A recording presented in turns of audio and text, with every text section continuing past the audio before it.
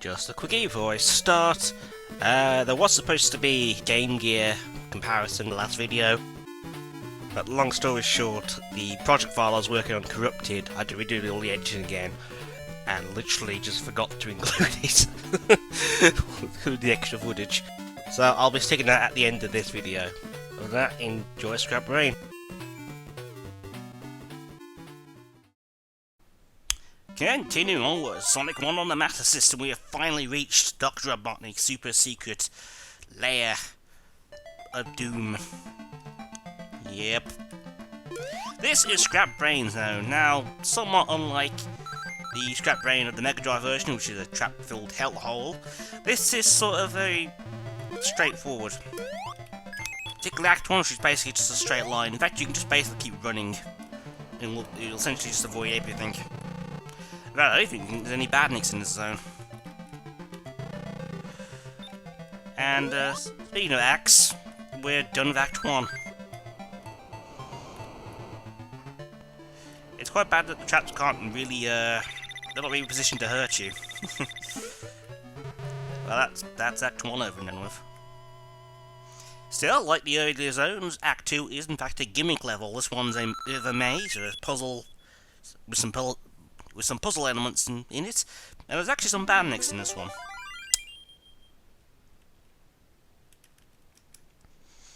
Still, it's not too hard. You may get used to it the first couple of times you play it as a kid, but other than that, it's really not too bad. The fire traps in the ceiling now actually have to be dodged. Simply roll underneath them to bypass them. Also say hi to one of two caterpillars in the game, as well as the fire traps from Starlight Zone. Didn't actually mean to go down there, Sonic. Come on.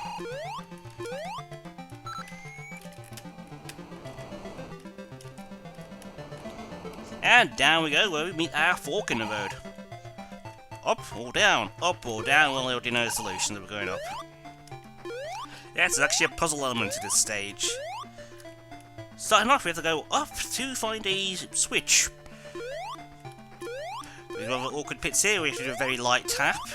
Bypass them, and even though it looks kind of like a bottomless pit of death, you actually need to fall down here. Because, guide dang it, this is actually a correct path, and not a pit of doom. Yep. Anyway, we're going off on a magical journey and a magical adventure. Well, no, this is actually where the Chaos Emerald of the stage is located. Woo. It's a bit of a nasty location, really. Anywho, head over here, flick a switch, and run backwards. You've now opened the door for later in the level. Just watch for the caterpillar on the floor. He's no one to a threat, but he is there. And back down we go. We now need to head to the lower route. And I'm also going to grab that one up whilst I'm here. It doesn't take exactly much effort to get. Just fall down this pit. And head to the left. And you get another one up if you really need them by this point. Okay, back down we go. Incidentally, the path to the right is... Incidentally, the path to the right down there just resets you to the top of this room, so don't worry about that. Now, normally you just go down there, but it's generally just to drop down 1, 2, roll. And when you get to this jump here, do a very light tap. To get over that, doing a high jump will just knock you straight into the wall, you go fall down the pit, and you have to go all the way back up again. Believe me, I've done that enough times. And since we hit that switch earlier, that door now opens, and just one last room to bypass, really. Like I just bumped Sonic knock into the door there.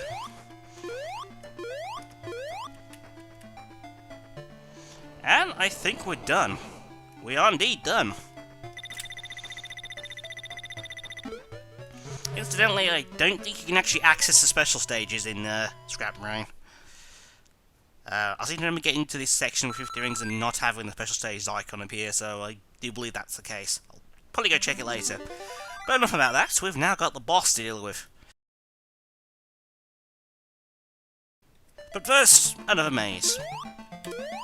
This one's a bit less deadly. I think there's actually only one trap in the entire maze, in fact.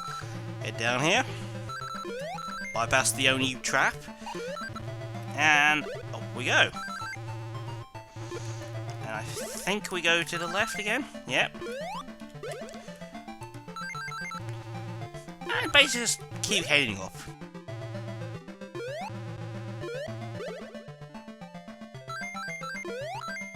And hop over there. If you hit this switch, hit it again, which will open this door here. This time, the final encounter with Dr. Robotnik. I've got you now, Egg Breath, and I am... Well, fine. Fight your way to victory. Well, I guess we're going after him. We're not done yet, folks. Incidentally, if you're thinking that zone wasn't going to get a very high rating, you're probably right.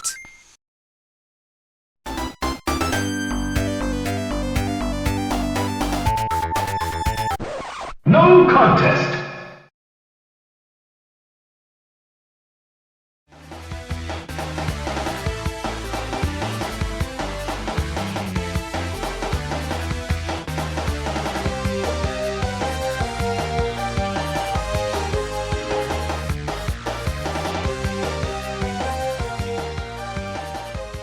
I think old Egg Breath was having a bit of an off day when designing this place. I'm pretty sure an arthritic snail could probably get through this place. Yeah, that was just a bit... a load of piss, really, wasn't it? And there was this distinct lack of a boss fight at the end there. Oh well... At least this game doesn't end on Scrap Brain, because we're still not done. Unlike the 16-bit version of Sonic 1, the 8-bit version has an additional level beyond Scrap Brain. It's time for the final stage, the Skybase Zone, which actually promises to actually be a challenge. No, honestly, this one's actually challenging. This is what the whole playthrough been building up to. Honest? I'm honest. I'm being honest. This one's actually a challenge. No, before we forget again, Labyrinth Zone comparison, show it now.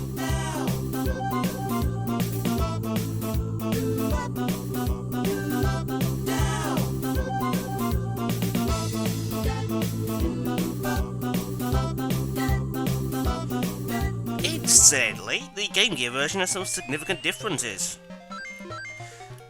Mostly in layout. For example, no longer can I go to the right. Actually, I'm forced to go to the left. Doesn't really change that much, there's still some familiar places. It's just the directions changed.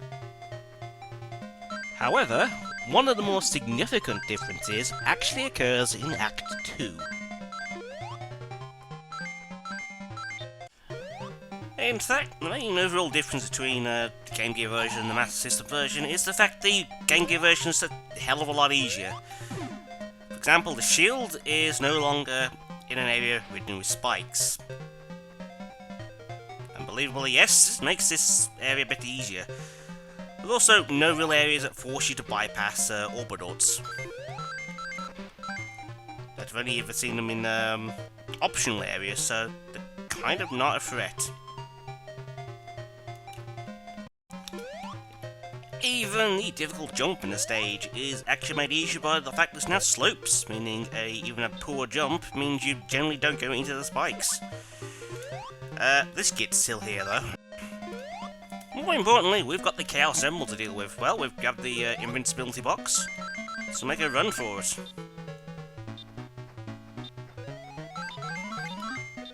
Oh dear, there appears to be more water here.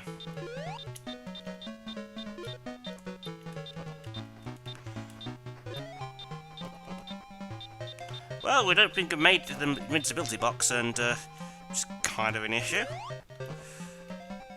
Oh dear. At the very least, these jumps are a lot harder than make due to just general slowdown issues.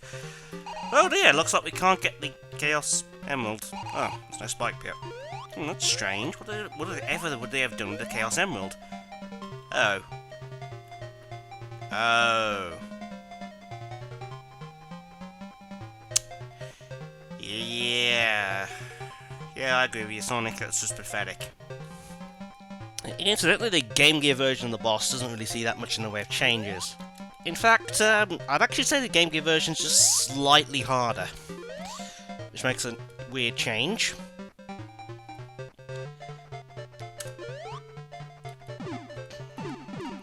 It's a lot harder to hit him in the middle, but you can at least hit him twice, so...